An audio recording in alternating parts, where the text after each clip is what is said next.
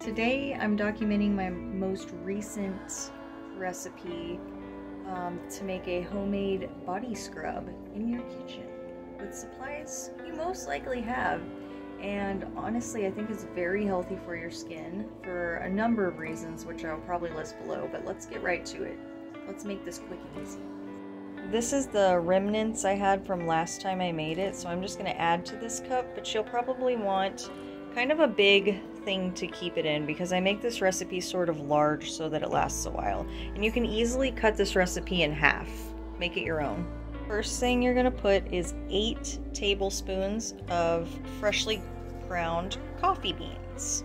The next thing I like to put is 4 tablespoons of regular sugar and 4 tablespoons of brown sugar. So let's add that. Here it is so far.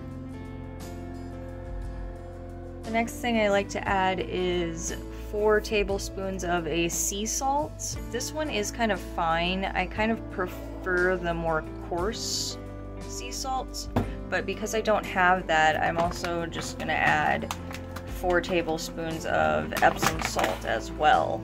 If I did have coarse and fine sea salt, I would just do 4 fine ground sea salt and 4 of the coarse ground, and then maybe add some of this to the bath. But it is totally okay that this goes into the mix as well. So let me add those things. Okay, so this is all of our dry ingredients that we're gonna need. And you can see it's very full. As I said before, you could cut this recipe in half if you wanted to. For the next ingredients, the wet part of everything, the moisturizing part, we'll say, we want 4 tablespoons of coconut oil and 4 tablespoons of olive oil. They should both be, this shouldn't be solid, so we're going to soften it up until it's a liquid, but don't get it all the way hot. Pouring in the melted coconut oil. Getting down to the end, we're going to want to put, I say about a tablespoon of vanilla extract. This will kind of complement and counter the coffee scent because you're gonna smell like breakfast, all right? But it works. The final touch I would do is 4 drops of lavender essential oil and 3 to 4 drops of sweet orange. And this is to kind of act as a little bit of a bug repellent, also to add a little relaxing element and help with the breakfast scent of the whole thing. Alright, not gonna lie, I added 7 drops of each, and then you're just gonna get in there, get all the way down in there, and you're gonna mix all of this up. So I'm gonna put the camera down to do that, and I'll show you like what it looks like, or what it should look like when you're done. This is pretty well mixed together. It should be soft, oily, but also gritty. Now that you've finished your scrub, how do you actually use it? Let me give you some tips. Use this scrub at the end of your bath or the end of your shower. One word of caution, if you are using it in the bath, stand up and apply it while your body is wet.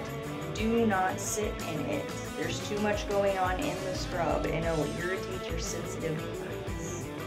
Should you use? I would say give yourself a generous scoop, maybe half a tablespoon, and you're going to just rub it in circular motions all into your skin, coating your whole body.